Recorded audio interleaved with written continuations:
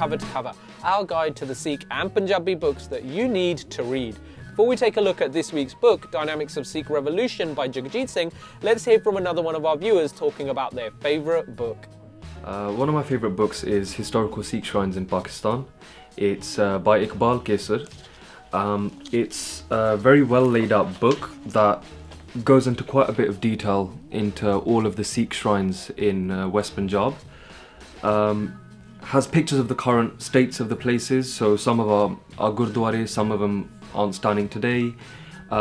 Is very well explained in 3 different languages, Punjabi as well as Shamukhi and Gurmukhi. And I personally just found it very useful when I went over to Pakistan to see these places, so I bought it beforehand. Others should read it if you're interested in Sikh history, looking at an alternative way to learn about Sikh history, and just to anyone looking to go over there themselves, it'd be a really good resource for them to have. Dynamics of Sikh Revolution is a book by Jagjit Singh that was published 3 years after his death.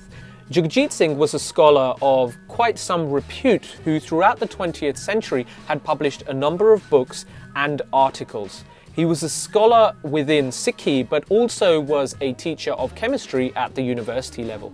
In the preface to the book is a very short note by the author written just before he passed away, and it summarizes this work and his life completely, in which he talks about his humble attempts to try to understand what he termed a Sikh revolution.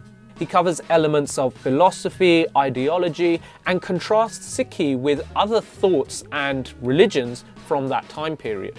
Some of the titles of the chapters better depict what this book is all about. For example, there is social significance of Naam. There's rational logic, affective logic, and mystic logic. There is a chapter titled Significance of the Concept of Miri Piri and its Historical Impact. The author tries to cover a vast range of topics, but does so incredibly well. It almost becomes like a collection of articles rather than a book which you read from start to finish. There are a useful number of footnotes which are referenced at the end of each particular chapter. There's also a bibliography at the end of the book.